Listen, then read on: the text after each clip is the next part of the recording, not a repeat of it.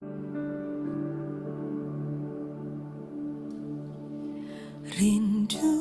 selalu bersamamu, tinggal di dalam kejamanmu, oh Tuhan, sebab ku sukai hadiratmu, tak ingin ku terpisahkan, dekat denganmu, itu yang ku rindukan,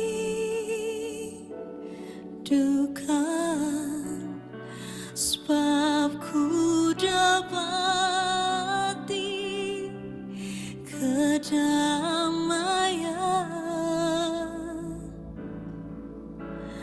ku nikmati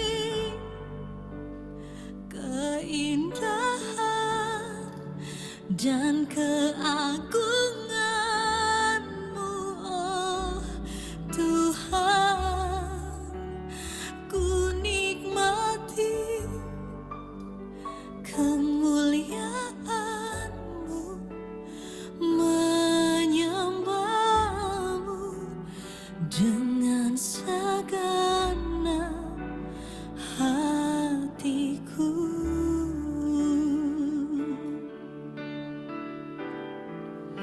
Oh, tak ingin ku terpisah, hanya dekat-Mu.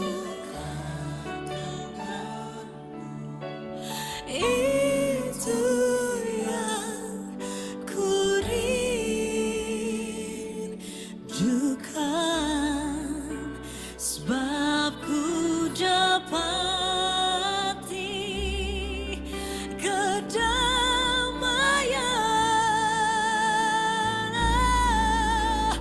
ku nikmati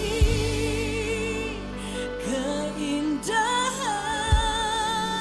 dan keagungan-Mu, oh Tuhan, ku nikmati kemuliaan-Mu, menyembah-Mu dengan segenap, ku nikmati hadirat-Mu,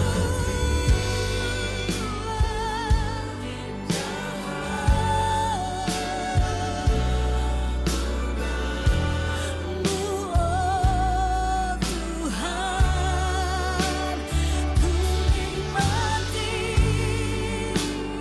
kemuliaan-Mu, menyembah-Mu dengan segenap, kami nikmati hadirat-Mu, yes Tuhan,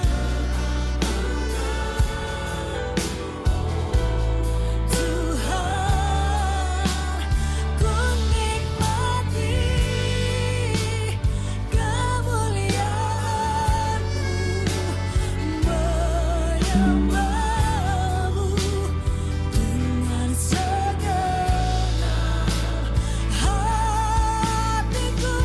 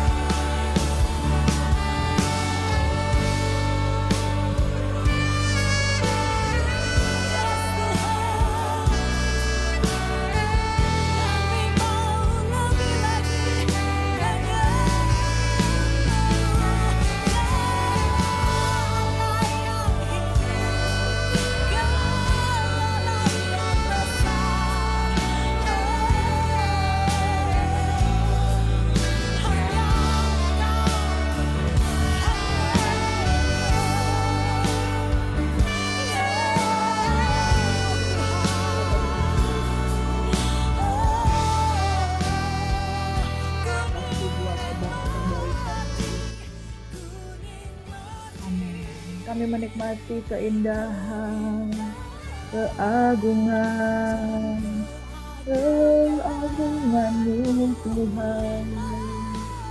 Kami nikmati. Bapa, terima kasih Tuhan. Kemuliaan-Mu Tuhan. Kami mau menyembah-Mu dengan segenap jiwa. Terima kasih Bapa di surga. Kami terlalu rindu Tuhan. Hadirat-Mu memenuhi kehidupan kami.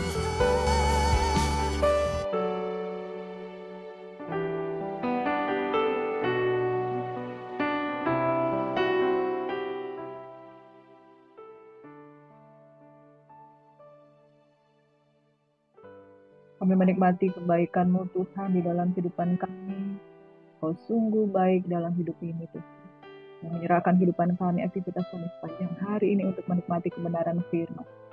Kami percaya firman-Mu berkata, Tuhan senang kepada orang-orang yang takut akan Dia, kepada orang-orang yang berharap akan kasih setia. Pujilah nama-Mu Bapa, dan kami rindu Tuhan hari ini kami diberkati oleh karena kebenaran firman-Mu. Di dalam nama Yesus Tuhan kami bersyukur, kami menikmati kehadiran-Mu Bapa. Haleluya. Shalom, Bapak Ibu Saudara diberkati oleh Tuhan Yesus Kristus. Hari ini kita akan merenungkan kebenaran firman Tuhan dari Mazmur 146 hingga Mazmur yang ke-150. Saudara, Tuhan menyembuhkan orang-orang yang patah hati. Firman Tuhan berkata di dalam Mazmur 147. Haleluya, sungguh bermazmur bagi Allah kita itu baik, bahkan indah dan layaklah memuji-muji itu. Tuhan membangun Yerusalem, Ia membangunkan orang-orang Israel yang tercerai-berai. Ia menyembuhkan orang-orang yang patah hati dan membalut luka-luka mereka. Ia menentukan jumlah bintang-bintang dan menyebutkan nama-nama semuanya. Besarlah Tuhan kita dan berlimpah kekuatan, kebijaksanaannya tak terhingga. Tuhan menegakkan kembali orang-orang yang tertindas, tetapi merendahkan orang-orang fasik sampai ke bumi. Bernyanyilah bagi Tuhan dengan nyanyian syukur, bermazmurlah bagi Allah kita dengan kecapi. Saudara diberkati oleh Kristus, Tuhan menyembuhkan orang-orang yang patah hati dan membalut luka-luka mereka. Saudara yang diberkati, faktor pemicu stres hingga patah hati itu antara lain ada tekanan-tekanan di dalam kehidupan dan pergumulan kita. Kadang kita nggak mengerti kenapa kita mengalami depresi, kita mengalami kekecewaan. Sesungguhnya orang mengalami patah hati karena ada sesuatu yang menjadi pemicu. Antara lain karena ada tekanan-tekanan emosional. Kita melihat bahwa di sekitar kita ada begitu banyak masalah dan pergumulan. Kehilangan orang yang dicintai, meninggalkan oleh karena kematian, pertengkaran dengan pasangan atau keluarga, kehilangan pekerjaan, itu semua dapat menjadi pemicu stres. Kemudian karena stres terjadilah patah hati. Orang banyak yang kehilangan pekerjaan, kehilangan uang banyak, kehilangan harta berharga, barang-barang berharga, lalu mengalami kekerasan dalam rumah tangga. Ada perceraian, kemudian didiagnosa penyakit serius, maka stres itu akan muncul dan kemudian akibatnya orang mengalami patah hati. Firman Tuhan mengatakan bahwa Tuhan memulihkan orang yang patah hati dan memulihkan keadaan orang yang sakit hatinya. Bahkan tekanan-tekanan fisik, orang yang sakit, orang yang mengalami banyak pergumulan sakit penyakit, ketika didiagnosa dia langsung mengalami stres dan kemudian patah hati. Saudaraku yang diberkati oleh Tuhan Yesus Kristus, kita harus ingat satu hal, bahwa Tuhan tidak menghendaki umatnya itu binasa, melainkan beroleh hidup yang kekal. Nah, saudara, kalau kita menyadari bahwa ciri-ciri orang itu yang patah hati itu, ketika dia mengalami pergumulan dan tekanan, ada buahnya yang nampak dari dalam kehidupannya. Orang-orang yang patah hati itu kadang rasa sakit, badannya boleh kelihatan segar, tapi terasa terus-menerus mengalami tidak enak. Kemudian ada pikiran sulit teralihkan dari patah hati, suka menarik diri, tidak mau bergaul dengan orang lain. Dan kemudian ketika beraktivitas mulai merasakan mati rasa dan tidak peduli dengan diri sendiri. Terjadi kemudian terobsesi dengan masa lalu, ya, tidak mau memulai hubungan baru yang lagi, dan kemudian mencari pelarian-pelarian yang tidak sehat. Saudara, mari, Tuhan akan mengatasi patah hati di dalam kehidupan kita. Sesungguhnya orang-orang yang patah hati dan remuk jiwanya, Tuhan dekat dengan orang-orang yang remuk hatinya. Ketika engkau ada mengalami masalah dengan keluarga, dengan rumah tangga, masalah dengan sakit penyakit, engkau didiagnosa sakit penyakit, itu memicu stres, pikiran-pikiran yang negatif di dalam kehidupanmu. Saudara yang diberkati oleh Tuhan Yesus Kristus, percayalah bahwa Tuhan adalah pribadi yang memulihkan. Amin. Firman Tuhan pada pagi hari ini mengingatkan Tuhan mengatasi patah hati dan memulihkan orang-orang yang sakit hati. Mazmur 147, firman Tuhan membangun Yerusalem. Tuhan mengumpulkan orang Israel yang tercerai-berai. Ia menyembuhkan orang yang patah hati dan membalut luka-luka mereka. Saudaraku yang diberkati oleh Tuhan Yesus Kristus, pagi hari ini kalau engkau merasakan bahwa engkau terluka, patah hati dan kecewa, ingat ada satu pribadi yang sangat mengasihi engkau. Hari ini engkau datang kepada Tuhan dengan mempercayai Tuhan. Kita akan belajar 5 peluang, kesempatan, cara untuk Tuhan memulihkan anak-anaknya itu dengan percaya kepada firman Tuhan. Yang pertama, sadarilah bahwa Tuhan sudah mendamaikan kita lewat kuasa Roh Kudusnya melalui Tuhan Yesus Kristus. Maka saudara berdamai dengan Tuhan. Orang yang berdamai dengan Tuhan, dia pasti akan berdamai dengan diri sendiri. Orang yang berdamai dengan Tuhan, dia juga berdamai dengan orang lain. Orang yang mengalami damai daripada Tuhan, dia akan mengalami pemulihan hatinya. Damai dengan Tuhan itu sudah dikerjakan oleh Yesus. Roma 5 ayat 1 berkata, sebab itu kita yang dibenarkan karena iman. Kita hidup dalam damai sejahtera dengan Allah oleh karena Tuhan kita Yesus Kristus. Saudara, pada pagi hari ini orang-orang yang merasa patah hati karena dia kehilangan pendamaian dengan Tuhan. Tetapi kalau kita menyadari hubungan kita sudah dipulihkan di dalam Kristus Yesus, berdamai dengan Tuhan, maka saudara akan merasakan damai itu akan memulihkan hati yang patah. Yang kedua, saudaraku yang diberkati oleh Tuhan Yesus Kristus, kita perlu menyadari dan mengakui bahwa kita butuh disembuhkan. Orang perempuan yang perdarahan, ia berulang-ulang diobati oleh berbagai tabib. Dia menyadari dia seorang yang sakit. Saudara, kadang kita kalau mengakui bahwa kita sakit itu tidak mudah. Kita mungkin gengsi, atau kita takut menerima kenyataan bahwa kita mengalami sakit. Pertama kita harus menyadari. Setelah kita menyadari, sadar akan keadaan kita, kemudian mengakui, saya butuh Tuhan, saya butuh tabib, saya butuh dokter, saya butuh kesembuhan. Orang yang menyadari kesalahannya memiliki peluang yang lebih besar untuk mencari kesembuhan. Sementara orang yang menutupi masalahnya, orang yang menutup-nutupi penyakitnya, orang yang menutup-nutupi masalah hatinya lebih berpeluang untuk mengalami kepahitan dan kekecewaan. Perempuan ini yang perdarahan, saudara, dia sama sekali tidak mempedulikan orang melihat bahwa dia itu mengakui bahwa dia sakit. Saudara yang diberkati, dia mendengar berita tentang Yesus, lalu dia mendekati Yesus di tengah orang banyak itu. Lalu dia menjamah jubah Yesus dan berkata, asal ku jamah saja jubahnya, aku akan sembuh. Saudara, orang yang menyadari dan mengakui bahwa dia butuh untuk disembuhkan, dia tidak akan malu untuk mencari pemulihan. Orang yang tidak malu untuk mencari pemulihan, dia punya peluang 90% untuk sembuh. Karena dari dirinya membuka diri. Pemulihan itu diawali dengan keterbukaan. Pemulihan diawali dengan pengakuan untuk disembuhkan. Itu yang kedua. Saudara, yang ketiga, kita harus percaya bahwa Allah adalah kasih. Dan karena begitu besar kasih Allah akan dunia ini, ia telah mengaruniakan anaknya yang tunggal. Supaya setiap orang yang percaya padanya itu tidak binasa, melainkan beroleh hidup yang kekal. Saudara, poin yang ketiga, supaya kita betul-betul mengalami pemulihan di masalah hati, itu terima kasih Tuhan. Menerima kasih Allah. Allah adalah kasih. Saudara, ada pilihan untuk menerima kasih Allah dan ada pilihan untuk menolak kasih Allah. Orang yang memilih untuk menerima kasih Allah, dia akan mengalami pemulihan hati. Amin.